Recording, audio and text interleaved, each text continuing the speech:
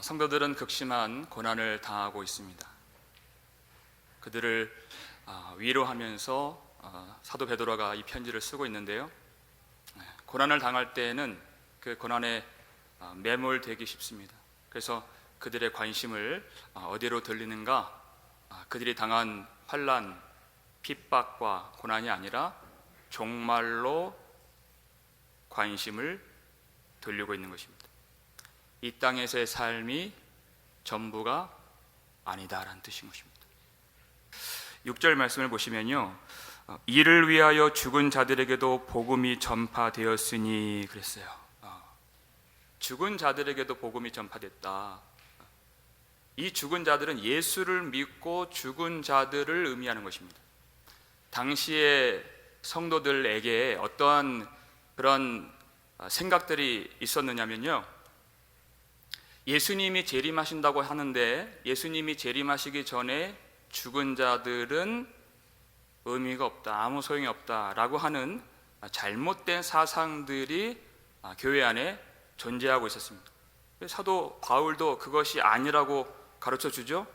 데살로니가 전서 4장을 보면 예수님이 하늘로부터 강림하실 때 그리스도 안에서 죽은 자들이 먼저 일어나고 이렇게 됐어요. 먼저 부활해서 공중에서 주를 영접하게 하시리니. 그리고 이 6절 이 중간에 보니까요, 이는 육체로는 사람으로 심판을 받으나 이렇게 됐어요. 육체로는 심판을 받는다. 예수 그리스도 안에서 죽은 자들이 육체로는 심판을 받는 것, 첫째 사망이죠. 한 번 죽는 것은 사람에게 정해진 일이요라고 그랬어요. 이것은 돈 많은 사람이나 권력 있는 사람이나 믿음이 있는 사람이나 상관이 없어요.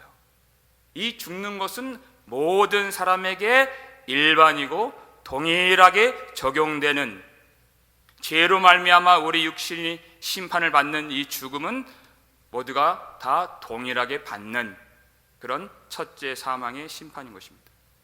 중요한 것은 모든 사람들이 다 받는 심판, 그 죽음이 아니죠. 그건 다 똑같은 거니까. 중요한 것은 그 다음에 있는 것입니다. 그리스도 안에서 죽은 자들, 어떤 은혜의 혜택을 받습니까? 영으로는 그랬어요. 영으로는, 영적인 생명의 영역에서는 하나님을 따라 살게 하려 함이라. 이것이 복음의 유익이고 믿음을 받은 자들이 누리는 영원한 혜택이라는 것입니다. 한 번 죽는 것은 다 죽는 것이기 때문에 거기선 변별력이 없어요. 중요한 것, 더 중요한 것은 둘째 사망의 해를 받지 않는 것이다 하는 것이, 우리가 복음을 믿고 예수를 영접하고 영생을 누리는 것이 얼마나 복된 것인가. 고난에 매몰되지 않고 이 복음을 붙들고 사는 것이 얼마나 영화로운 일인가. 왜 나만, 남들이 당하지 않는 이 고난을 받아야 되는가? 그것이 아닙니다. 복음을 믿고 영생을 누리며 영원한 생명을 하나님이 우리에게 주신 이 영광스러운 일이 얼마나 놀라운 것인가를 볼 수 있도록 영원한 세계를 볼 수 있는 눈이 열려야 된다라는 뜻이에요. 눈이 열려야 된다. 그것이 바로 7절 말씀이에요. 7절 말씀 읽겠습니다. 만물의 마지막이 가까이 왔으니 그러므로 너희는 정신을 차리고 근신하여 기도하라. 아멘. 여러분, 지금 우리가 살고 있는 이 시대는 역사상 유례를 찾아볼 수 없을 만치 믿음의 자유를 누리고 물질적으로도 풍요롭기 그지없는 이런 시대가 없었습니다. 그런데 우리는 서로 만날 때마다 어떤 이야기들을 주고받나요? 너무나도 힘들다는 것이.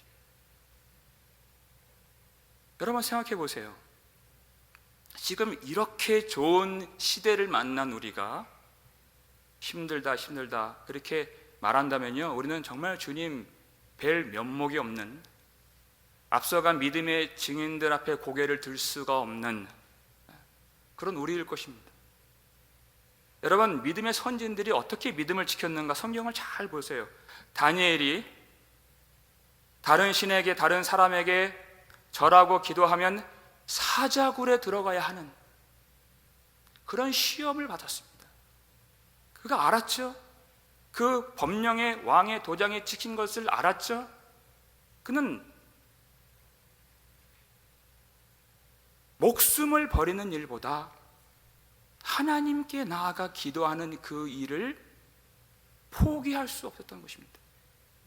목숨을 버릴지언정 기도하는 일을 버릴 수가 없었다.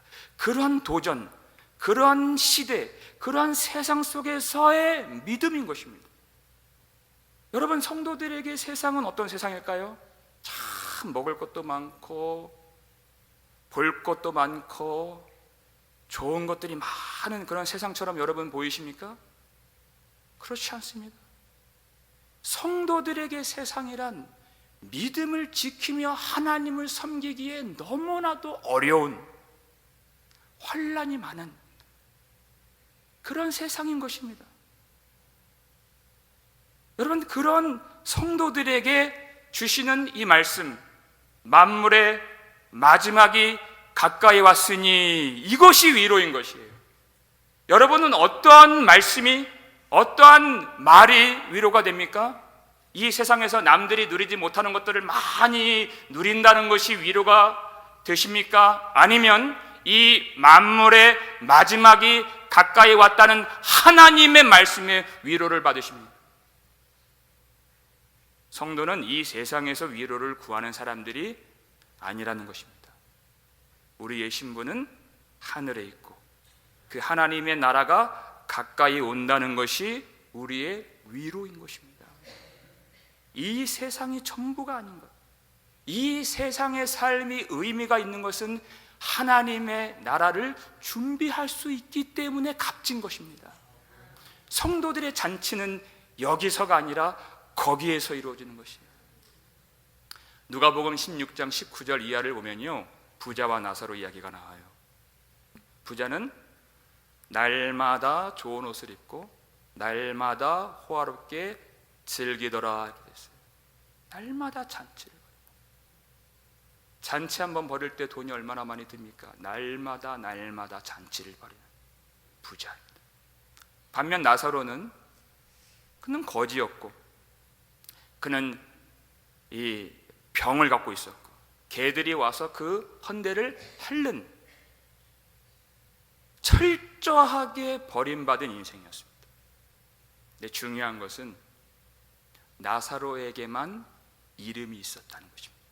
부자와 나사로. 하나님 앞에서 이름이 있는 사람은 나사로다. 나사로라고 하는 이름의 뜻 자체가 하나님이 도우신다라는 뜻이에요. 하나님이 도우신다. 우리는 반문할 수 있죠. 거지로 사는데요, 하나님이 뭘 도와주신다는 것입니까? 여러분, 그 하나님의 도와주심이 어디에서 나타나요? 그가 죽음 이후에 나타나게 되는 것이에요. 나사로가 천사들에게 받들려 아브라함의 품에 들어가니, 그게 하나님의 도우심입니다. 여기서는 다 보이는 것이 아니에요. 보이지 않는 것이에요. 어떻게 하나님 나라에 들어갑니까? 하나님의 도우심, 은혜로 들어가는 것입니다. 근데 부자는 돈이 많았죠? 그 돈이 그를 도와줬나요? 좋은 옷을 입고 있었죠? 좋은 옷이 도와주나요? 날마다 사람들을 초대해서 권력자들과 잔치를 즐겼죠? 그 힘 있는 사람들이 그를 도와주나요? 전혀 나사로를, 전혀 그 부자를 도와주지 못했습니다. 그는 음부에서 고통 중에 눈을 들었다 그랬어요. 여러분, 이 땅에서 누리는 그 잔치가 하나님 나라에서 누리는 그 잔치에 비해서 얼마나 짧고 얼마나 작고 얼마나 허접한지 우리는 그것을 알 수 있어야 되는 거지. 그런 걸 부러워하지 마십시오. 종종 평소에 가보지 못하는 아주 고급스러운 그런 값비싼 그런 식당을 가게 되는 기회를 만납니다. 종종 그래요. 근데 꼭 그 시간을 기다리지 못하고 우리 애들은 아주 허접한 것들을 주워 먹어요. 얼마나 답답한지 몰라요. 근데 저하고 저희 아내는 어떻게 하겠습니까? 아침부터 굶는 겁니다. 이게 소망인 것입니다. 소망. 그걸 알기 때문에. 여러분, 마태복음 25장에 나오는 그 미련한 처녀들이 왜 미련했다고 했죠? 그들은 신랑을 기다린다고 말했습니다. 근데 사실상 준비하지 않은 것이에요. 아무것도 준비하지 않은 것이에요.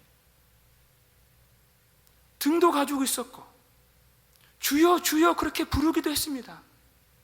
그런데 아무것도 준비하지 않은 것은 사실상 믿음이 없는 것이다, 그 뜻입니다. 소망을 갖지 않는 것이에요. 여러분, 우리가 믿음이 있다는 것은 지금 현재 이 땅에서 보여지는 그것을 보며 사는 사람이 아니고 장차 올 나라, 장차 오실 신랑을 지금 우리 육신의 눈으로는 보이지 않지만 보이지 않는 그분을, 보이지 않는 그분의 나라를 보면서 사는 존재가 믿음의 성도라는 뜻인 것이에요. 무엇을 보며 살아가는가? 지금 보이는 것이 아니에요. 지금 보이지 않는 그분을 보면서 사는 것이에요. 고린도 후서 4장 18절, 우리가 주목하는 것은 보이는 것이 아니요 보이지 않는 것이니 보이는 것은 잠깐이요 보이지 않는 것은 영원함이라 그랬어요. 지금 보는 것이 전부가 아니에요. 우리가 많이 미혹되는 것이 바로 우리가 보는 세상인 것입니다. 이 세상이 전부인 것처럼, 여기서 배제되고 여기서 버림받는 것이 전부인 것처럼, 그래서 너무나도 일시적이고 제한적이고 허접한 것에 나의 위로와 소망을 두면서 하나님이 약속하신 그 말씀을 잊어버리고 하나님의 은혜를 잊고 사는 것이 우리의 연약함인 것입니다. 그래서 성도들에게 정신을 차리고 깨어서 기도하라 하는 것입니다. 정신을 차리고 우리가 무엇을 바라보면서 살아야 될지. 여러분, 기도의 유익은 어떠한 기도의 응답에 있는 것이 아니라 하나님을 바라본 그 자체의 기도의 유익이 있는 것입니다. 그래서 다니엘의 기도를 포기할 수 없었어요. 자기 목숨보다 더 귀한 것이, 어떤 좋은 일이 오는 것을 위해 기도하는 것이 아니라 하나님을 바라본 그 자체가 좋은 일인 것입니다. 그게 기도인 것이에요. 그렇게 하나님을 바라보지 않고서는 이 험한 세상 믿음으로 살 수가 없기 때문에 그렇습니다.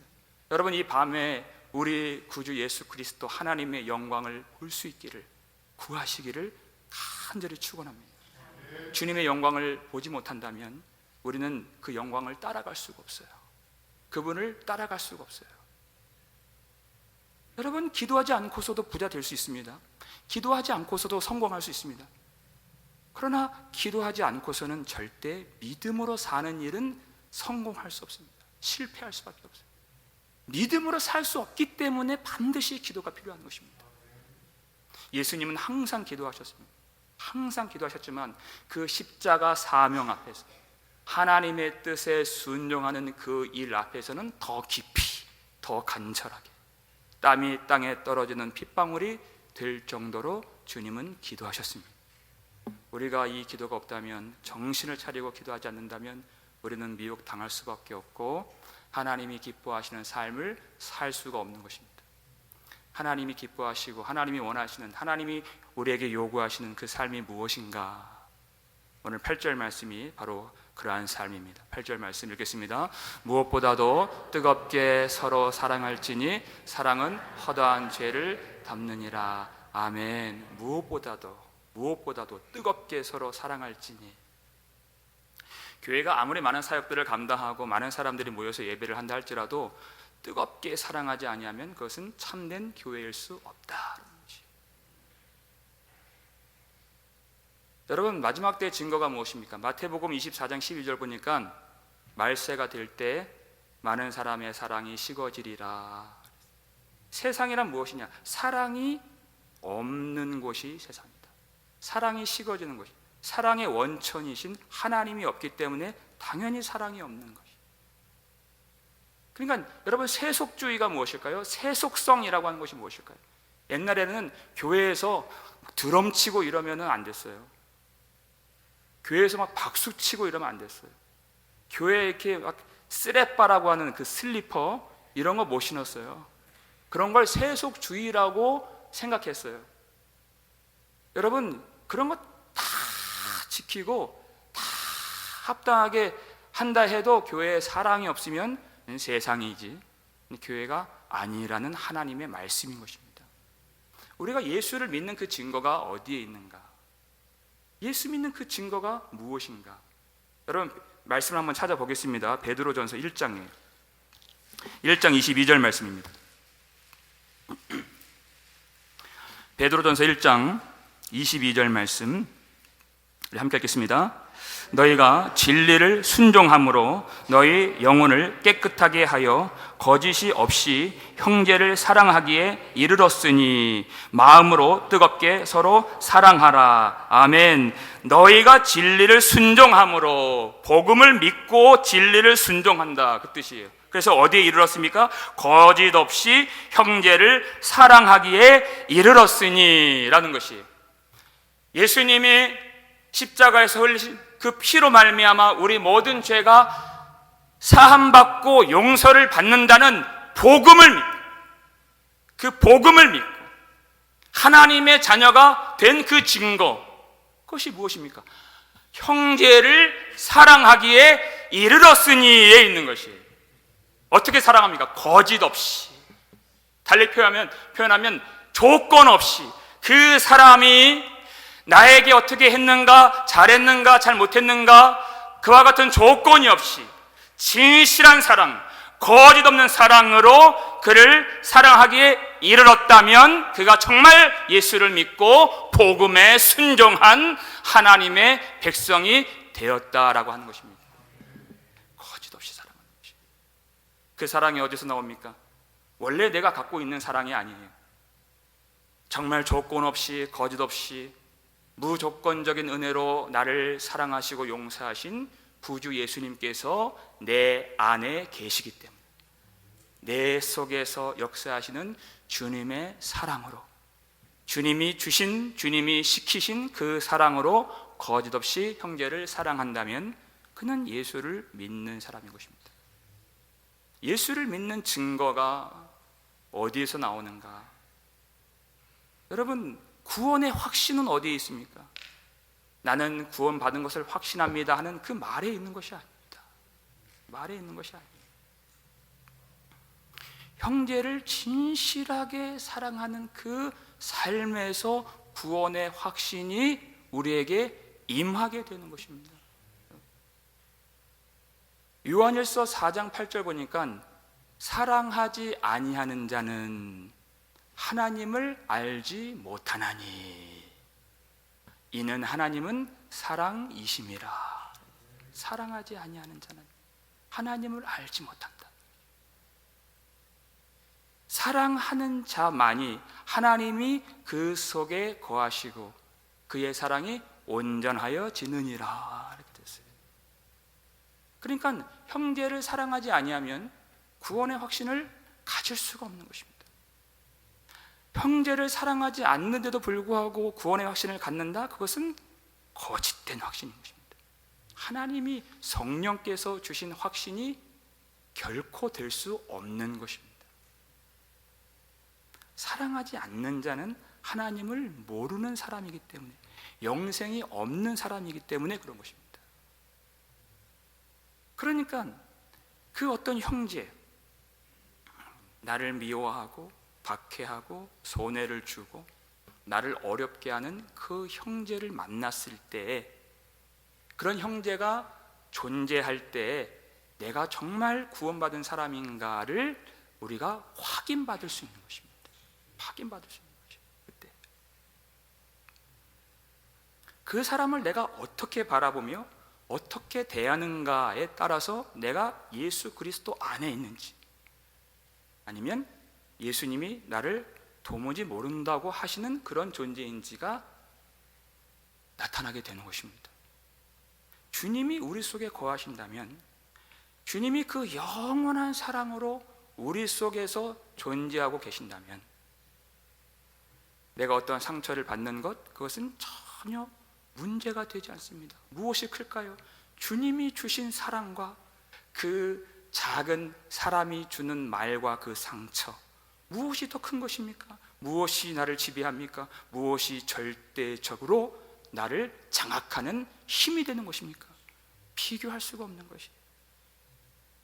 아가서 8장 7절 보니까 많은 물도 이 사랑을 끄지 못하겠고 홍수라도 삼키지 못하나니 그랬어요. 홍수 같은 환난과 고난과 미움과 핍박이 다가와도 내 속에 거하시는 영원한 사랑이신 그 주님의 사랑을 꺼뜨릴 수가 없고 삼킬 수가 없는 것이 바로 신자의 마음이고 하나님이 우리에게 주신 믿음인 것입니다. 사람이 하는 말이, 그의 행동이, 그리고 그가 나를 어렵게 하는 그러한 여러 가지 상황들이 하나님이 내 속에 거하시는 그 사랑의 불을 꺼뜨릴 수가 있는가? 절대 그렇게 할 수가 없다. 내 속에 주님이 거하신다면, 영원한 사랑의 본체이신 주님이 내 안에 계신다면, 여러분 그것을 무엇으로 알 수 있을까요? 마태복음 5장 보니까요, 나에게 잘하는 사람에게 내가 잘하는 것, 그것은 세리도 그렇게 하지 않느냐, 이방인도 그렇게 하지 않느냐, 너희가 남들보다 더 하는 것이 무엇이냐, 주님 물으시죠. 그건 예수 안 믿는 사람도 가족에게 잘하고 친구에게 잘하고 자기 좋아하는 사람에게 잘하는 것은 대단한 일이 아니다. 예수님이 우리 안에 거하신다는 것이 무엇인가? 세상 사람들은 전혀 느낄 수가 없는 그것이 우리 안에 존재하고 있다는 것입니다. 세상 사람들의 관심은 사랑이 아닙니다. 무엇보다도 뜨겁게 서로 사랑할지니, 이것이 전혀 관심이 없어요. 사랑하지 않는 것이 전혀 불편하지 않고 사랑하지 않는 것이 전혀 부끄럽지 않습니다. 그들은. 그러나 사랑의 본체이신 예수님이 우리 안에 거하시는 참 성도라면 사랑하지 않는 것이 가장 불편하고 가장 부끄러운 일이 무엇일까요? 사랑하지 않는 것이에요. 사랑하지 않는 것.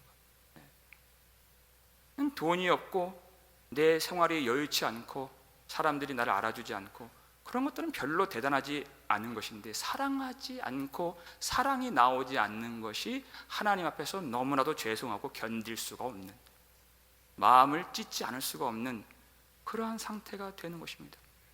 예수님이 내 안에 거하신다면 우리는 죄에서 해방이 되는 것입니다. 예수님 안에도 있고 죄 안에도 있고 이 두 가지 주인을 섬길 수가 없는 것입니다. 예수님이 우리에게 은혜를 주셨다면 우리는 은혜 아래에 있지 죄 아래에 있는 사람들이 아닌 것입니다. 죄에서 해방된, 죄와는 전혀 상관이 없는 우리의 신분이 된 것입니다. 이것이 복음이죠. 그래서 죄가 보이지 않는 것입니다. 다른 형제가 죄를 범할 때 그 죄가 전혀 보이지 않는 것이에요. 그것이 우리가 죄로부터 해방되었다고 하는 놀라운 복음인 것입니다. 그 잘못이 보이질 않고 그 죄가 보이지 않는 것이에요. 왜냐하면 나를 모든 죄악 가운데에서 구속하신 예수 그리스도의 은혜만 보이기 때문에 그렇습니다. 근데 만약에 그 형제의 죄가 보인다면 은혜가 안 보이는 것입니다. 은혜의 눈이 멀어진 것입니다. 그 형제의 죄가 보이기 시작한다면, 그것이 나를 완전히 사로잡는다면 그는 죄에서 온전히 해방받지 못한 사람일 것입니다. 그래서 마태복음 6장 15절을 보게 되면, 너희가 사람의 잘못을 용서하지 아니하면 너희 아버지께서도 너희의 잘못을 용서하지 아니하시리라, 이렇게 되어 있어요.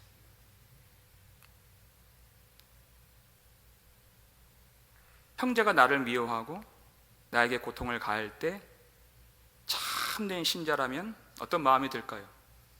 내가 그렇게 배역하고 많은 죄로서 주님을 찔렀던 나를 용서하신 아버지의 사랑과 그 죄를 용서하시기 위하여서 나를 대신하여 십자가에서 피 흘리신 하나님의 아들의 은혜가 얼마나 놀라운 것인가를 바로 나를 미워하는 형제 앞에서 깨달을 수 있는 것입니다. 그것조차도 하나님의 은혜를 기억하고 은혜를 깨달을 수 있는 방편으로 삼게 하신다. 그래서 그 힘을 가지고 그를 용서하고 그의 허다한 죄를 덮어줄 수 있게 되는 것입니다. 어떤 형제가 나에게 손해를 끼칠 수 있고 나의 명예를 훼손시킬 수가 있고 나를 모함할 수가 있고 나의 인생을 어렵게 할 수가 있습니다. 그러나 그 사람의 말과 행위가 내 속에 부어주신 영원하신 하나님의 사랑을 절대 끄지 못하고 삼킬 수 없다는 사실을 여러분 증명하며 사실 수 있는 그런 참된 성도가 되시기를 주님의 이름으로 축원합니다. 하나님의 사랑이 모든 것을 이긴다고 하는 그런 놀라운 증거가 우리의 마음에서 흘러 넘쳐 나오기를 바랍니다. 그래서 그 형제의 허다한 죄를 덮을 수 있는 그 죄가 보이는 것이 아니라 나를 구속하신 주님의 은혜만 바라볼 수 있는, 그래서 그 잘못을 저지른 형제들이 다시 깨닫고 뉘우치고 회복될 수 있는 그런 우리 교회가 될 수 있기를 바랍니다.